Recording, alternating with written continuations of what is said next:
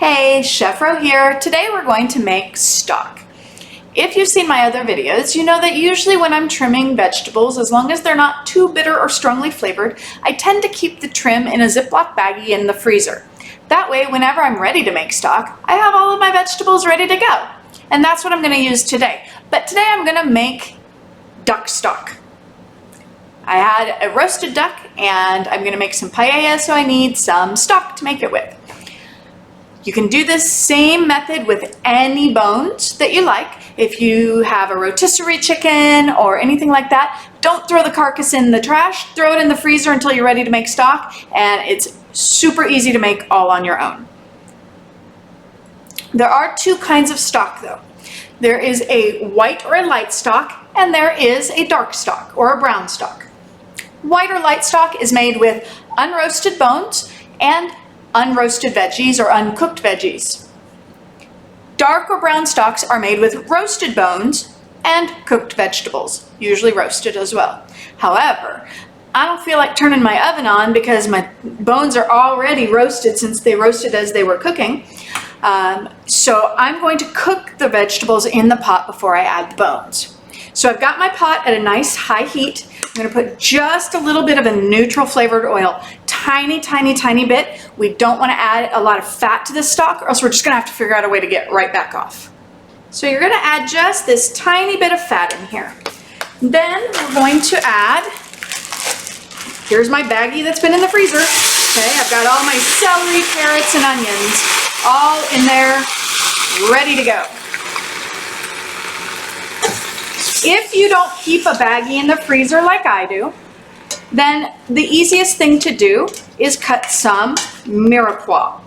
Mirepoix is basically 2 parts onion, 1 part celery, 1 part carrot, and throw that in here. Now, if you notice, the one problem with using frozen is that there is a bunch of water in my pot. So I'm gonna have to let that cook off for a minute. And as soon as that cooks off, I'm going to try and brown these veggies just a little bit, and then we'll come back and I'll show you our next step. Okay, I've got all of that water that came from the frozen vegetables cooked out of there, and we're starting to see a little bit of char in here, which for a brown or a dark stock, that's what you're looking for. If you were making a white stock or a light stock, you wouldn't have done this step at all. You would have just thrown the bones and the vegetables in there, covered it with water, and been on your way. So you can see I've got a little bit of char in the pan. The vegetables have a little bit of char on them. The next thing we're going to add is a little bit of tomato paste, okay? I really like the kind in a tube because once you open a can of tomato paste, you can't keep storing it in the can if you don't want botulism to occur. So I hate it because most recipes call for like a tablespoon of tomato paste, and then what the heck do you do with the rest of the can of tomato paste? So I like it in the tube just because it's easier to use. Okay, we're going to let a little bit of that acid cook off. Usually turns kind of an orangish color. Not sure if you can see this, but it's got that orangish hue to it here. But now that we've got that orange, now it's time to add everything else. Okay, so I'm going to take my roasted bones and dump them right in. Now, you want to make sure that you use cold water. Very important. I know you're sitting there going, yeah, but it's already hot in there, so why does it matter? Well, when you use the cold water, it's going to pull everything together, and it's going to pull the impurities out of the bones and coagulate them at the correct rate. Okay, and then that'll pull it all to the top. If you start with hot water, what's going to happen is all those impurities in the bones are going to get mixed in with the water, and you're going to have a very cloudy stock. Okay, I do need a little bit more water in here, but before I get that, I'm going to add in my aromatics. A lot of people tell you that you have to put your aromatics into a cheesecloth bag, or you have to tie them together and tie them with string. I say if you're using a fine enough mesh sieve to strain it and possibly even cheesecloth, what do you got to put it in a bag for? Just a waste of a bag. Okay, so you're going to need a bay leaf, maybe 2 if you're doing a really big pot. Some fresh thyme is perfect. Drop it right in there. parsley stems. Remember in my video about parsley and cilantro when I say that the stems have a lot of flavor, but you don't really want to chew on them? This is exactly what you do with them, okay? Then you're also going to want some black peppercorns, but in order to get the flavor out of them, we're going to have to lightly crush them. To crush a peppercorn, you can use the side of a knife if you so choose. However, a bench scraper, if you've got it, makes it much easier work, or some people even use the bottom of a small saucepan. Okay, so all you're going to do here is you're going to take this and just press lightly. Okay, then you've got these beautiful pieces that are just cracked, not into a dust, they're just cracked.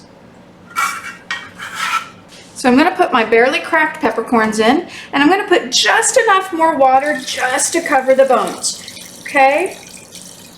If I put a lot of water in there, I'm just going to have a really watered down stock. It's not going to have a lot of flavor, and it won't have the gelatin in there that I really want. That's the mark of a good stock. That's what's going to give any pan sauce or anything that we do with this that perfect mouthfeel that's hard to come by.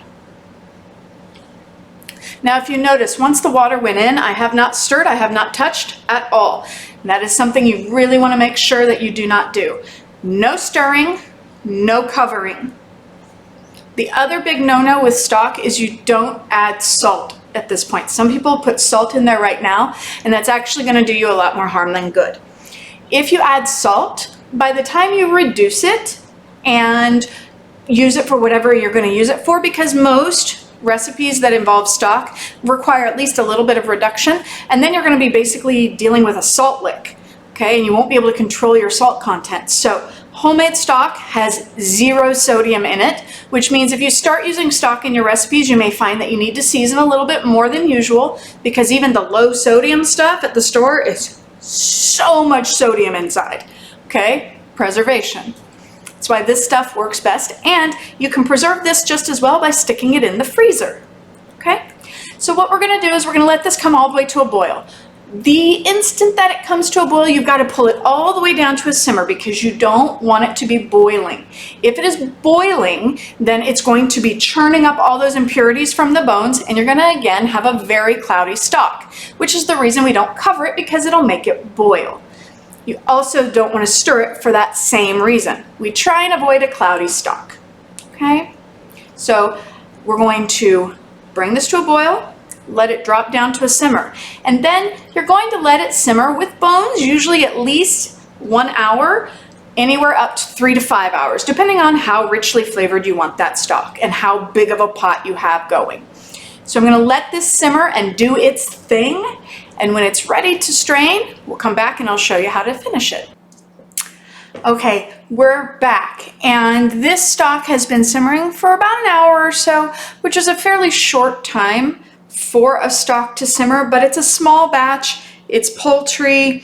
If it was a beef stock or something like that, you usually need it to take a little bit longer, and if it's a really big batch, it's going to take more than just an hour. You'll usually need to go for a couple hours at least. But short batch, here we go. So it's been simmering the whole time, not boiling, simmering. Big bubbles bad, little bubbles good.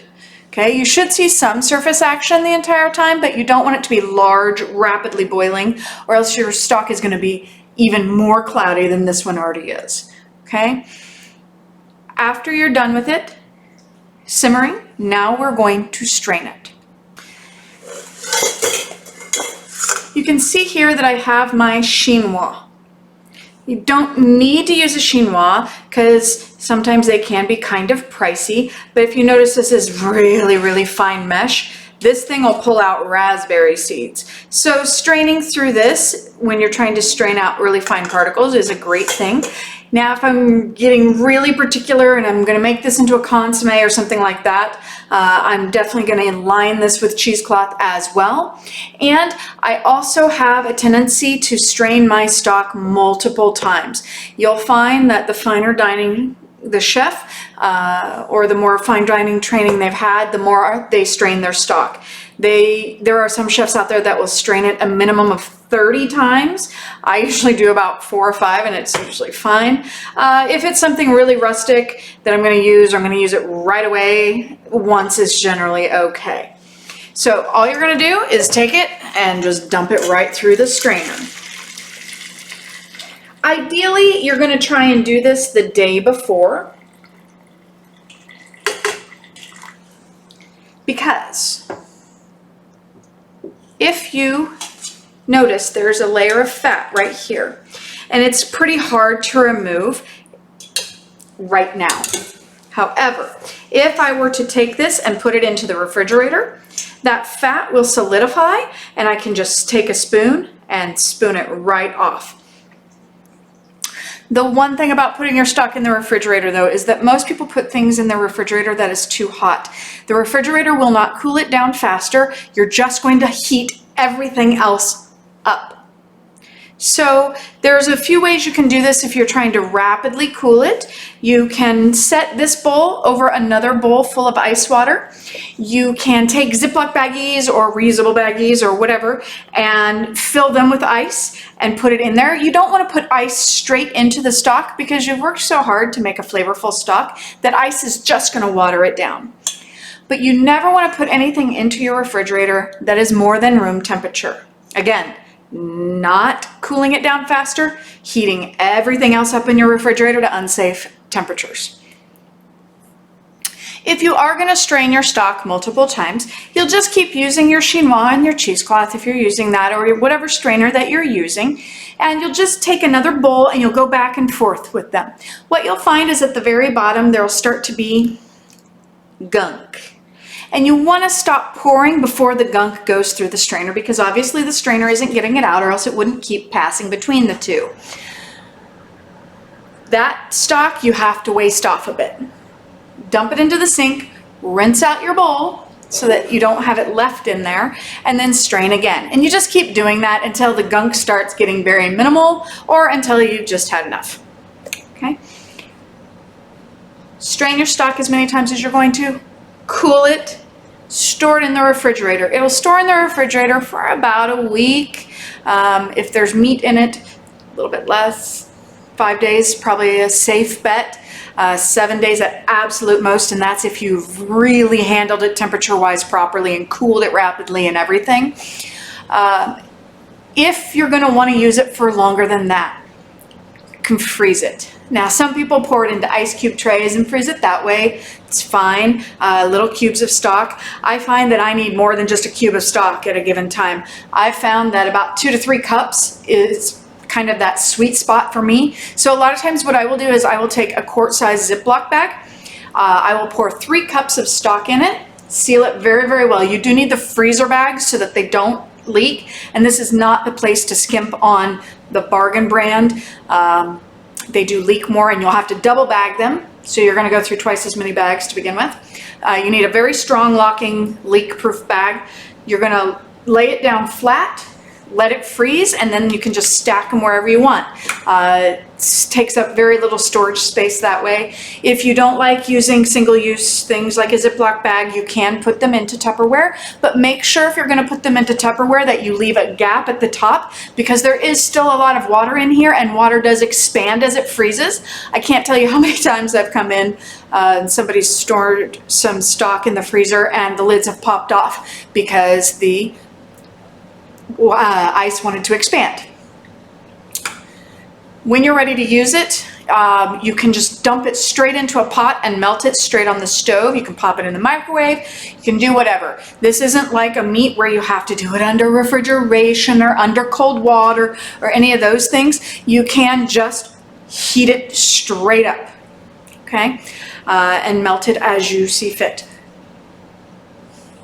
Now you know how to make your own homemade stock. It's not that hard. It doesn't require a lot of active effort. It can just sit simmering on your stovetop for hours, and it's going to taste much better. It's going to make you have less food waste because you're going to use all those scraps as you're cutting other things, and it's going to have less sodium. You're going to have more flavor control. There's so many benefits to making your own stock at home, and now all of your dishes will taste much better for it.